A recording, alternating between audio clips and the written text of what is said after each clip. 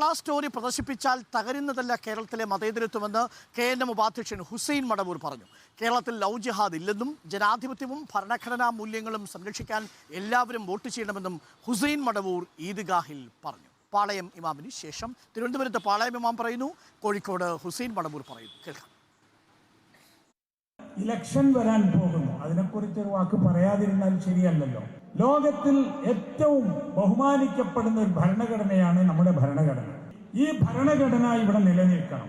അത് നശിച്ചു പോവാതിരിക്കണമെങ്കിൽ ജനാധിപത്യ മതേതരത്വ ആശയങ്ങൾ സംരക്ഷിക്കുവാൻ വേണ്ടി നമ്മളൊക്കെ ഇലക്ഷനിൽ പങ്കെടുക്കണം. അത് ഇന്ത്യൻ പൗരന്റെ ചുമതലയാണ്.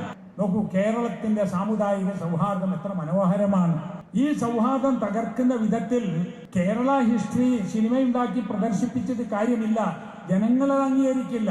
കാരണം നമുക്കറിയാം, കൊറോണക്കാലത്ത് പ്രളയകാലത്തൊക്കെ മുസ്ലിം പള്ളികളിലാണ് ഹിന്ദുക്കളും ക്രിസ്ത്യാനികളും താമസിച്ചിരുന്നത്, സ്ത്രീകൾ ഉൾപ്പെടെ.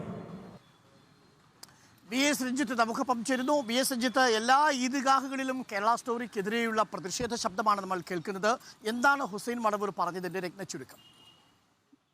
ഇത് കോഴിക്കോട് ബീച്ചിൽ നടന്ന ഈദ്ഗാഹിൽ 3 പ്രധാനപ്പെട്ട കാര്യങ്ങൾ ഹുസൈൻ മടവൂർ പറഞ്ഞു. ഒന്ന്, കേരള സ്റ്റോറി പ്രദർശിപ്പിച്ചതുകൊണ്ട് കേരളത്തിന്റെ മതേതരത്വം തകരില്ല. കാരണം കേരളം ഒരു വലിയ മതേതര പാരമ്പര്യമുള്ള മതേതര സംസ്കാരമുള്ള നാടാണ്. അത് പള്ളികൾ പണിത് കൊടുത്ത രാജാക്കന്മാരുടെയും പള്ളികളിൽ വിരുന്നൊരുക്കിയ പള്ളി കമ്മിറ്റികളുടെയും ഒക്കെ, അത് കൊറോണ കാലത്താണെങ്കിലും പ്രളയകാലത്താണെങ്കിലും അതിനെത്രയോ മുമ്പ് സാമൂതിരി രാജാക്കന്മാരുടെ കഥ പോലും അദ്ദേഹം ഓർമ്മപ്പെടുത്തിക്കൊണ്ട് മതേതര പാരമ്പര്യവും മതേതരപരമായ ചരിത്രവുമുള്ളൊരു നാടാണ് കേരളം. അതുകൊണ്ട് കേരള സ്റ്റോറി പ്രദർശിപ്പിച്ചതുകൊണ്ട് മാത്രം കേരളത്തിലെ മതേതരത്വം തകരില്ല. കേരള സ്റ്റോറി അല്ല യഥാർത്ഥ കേരള ഹിസ്റ്ററി എന്നും അദ്ദേഹം പറഞ്ഞു വെക്കുന്നു. ഒപ്പം രണ്ടാമത്തെ കാര്യം, ഈ തെരഞ്ഞെടുപ്പിൽ എല്ലാവരും വോട്ട് രേഖപ്പെടുത്തണം.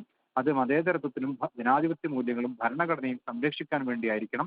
ഈ വോട്ട് ചെയ്യുന്ന ദിവസം ആരും മറ്റു കാര്യങ്ങൾക്ക് വേണ്ടി ചെലവഴിക്കാതെ കൃത്യമായി വോട്ട് വിനിയോഗിക്കണം എന്നും അദ്ദേഹം പറയുന്നു. മൂന്നാമത്തെ കാര്യം, ഇന്ന് വെള്ളിയാഴ്ചയാണ് തെരഞ്ഞെടുപ്പ് നടക്കുന്നത്. വെള്ളിയാഴ്ച തെരഞ്ഞെടുപ്പ് നടക്കുന്നതുകൊണ്ടും ജുമാ നിസ്കാരത്തിന് വേണ്ടി വോട്ട് ഒഴിവാക്കരുത്. ജുമാ നിസ്കാരങ്ങൾ പെട്ടെന്ന് പൂർത്തിയാക്കി വോട്ട് രേഖപ്പെടുത്തണം. അതുപോലെ തെരഞ്ഞെടുപ്പ് ഉദ്യോഗസ്ഥർക്ക് ഈ നിസ്കാരത്തിൽ ഒഴിവിന് വേണ്ടിയുള്ള